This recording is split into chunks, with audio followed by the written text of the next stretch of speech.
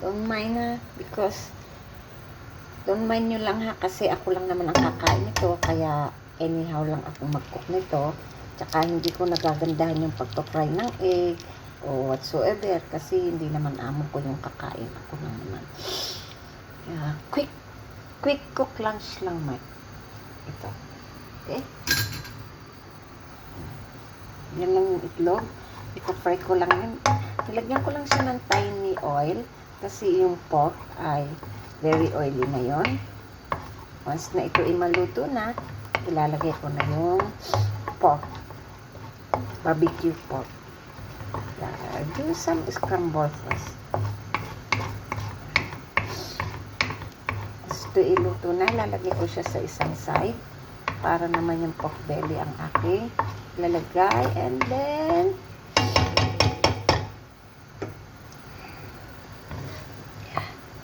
this my quick fried rice with bakwa, means bakwa pork, porky scramble egg, scramble egg, scramble egg, scramble egg, scramble egg. Do some scramble egg. You already, put in one side, and then we put the pork, barbecue pork. I wake up this morning that I have a bit runny nose. This is the pork belly. Or this pork belly already cooked to. Cook na to. Ano lang to. Parang ilalagay mo lang siya ng mic.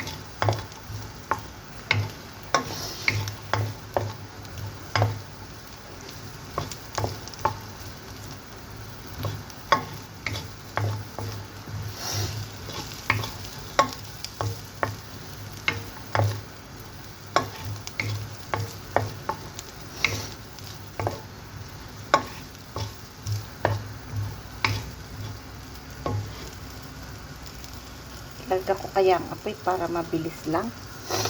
Ayun, sinisipon ako. I'm sorry. Kasi pag ganito yung weather, yung yung parang umuulan tapos may init. Sobra ang allergy ko.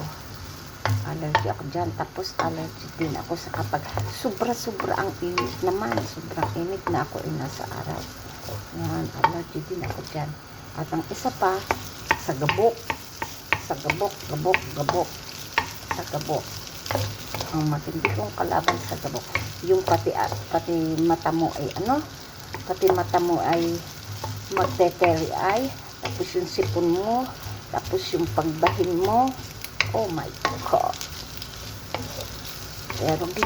Pero kinukontrol ko lang yung sarili ko na uminom ng Zyrtec kasi ayokong sanayin yung sarili ko. Kaya ang ginagawa ko, liligo ako ng isang malamig na tubig. Pagkaligo ko niyan, yun lang naman sa akin. Pagkaligo ko niyan, okay na ako. Ilagay natin itong aking brown rice na leftover last night. Tumutulo yung sipong ko, Diyos ko Lord. Halos malapit ko na itong makain yung sipong ko.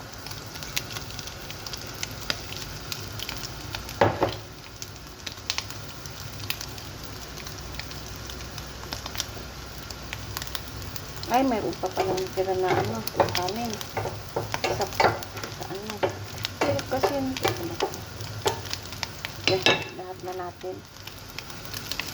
Kaya mo. Ganyan lang siya. Tapos, lalagyan ko lang sa mamaya ng lalagyan ko lang sa mamaya ng already fried garlic with olive oil. Pero kung hindi ko na siya lalagyan. Ito ko ganitong plain lang. May lasa na to kasi yung pork very tasty.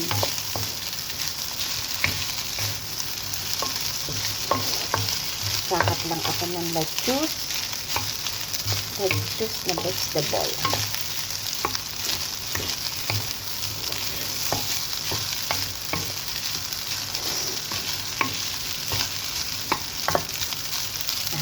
Okay.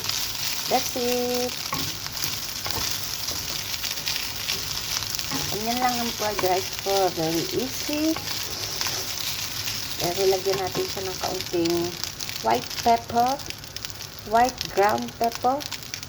Yeah, white ground pepper. In Singapore kasi hindi sila masyadong gumagamit ng black pepper. Always white pepper. And then, lagyan natin siya ng kaunting patis. Ayoko ng asin. Patis. Kunti lang yan. To taste ba? To taste.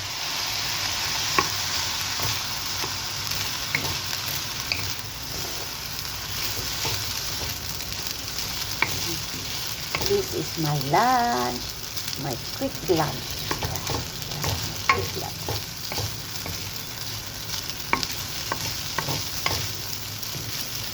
And this morning, alam niyo yung breakfast ko, nagluto ako ng Quaker Oats para kay Granny. Dinagdagan ko na, dinamihan ko, at bumawas ako. Nilagyan ko siya ng Milo, and then, kumain ako with tuyo na prito. So nice. Yun ang breakfast ko kaninang umaga. Tuyo, at saka parang oats na champurado na may banana.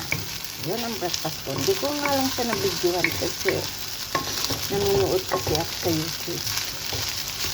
Kailangan kong magtambay sa aking friend sa YouTube. Kaya hindi ko na siya binidyohan yung breakfast ko. Maybe it should be alright. Okay. Done. I had my lunch. Mamaya spray. Talagyan ko siya ng lettuce na chinap ko ng very fine at saka ng garlic. Okay? Kaya na lang ang pagkain ko. Bye!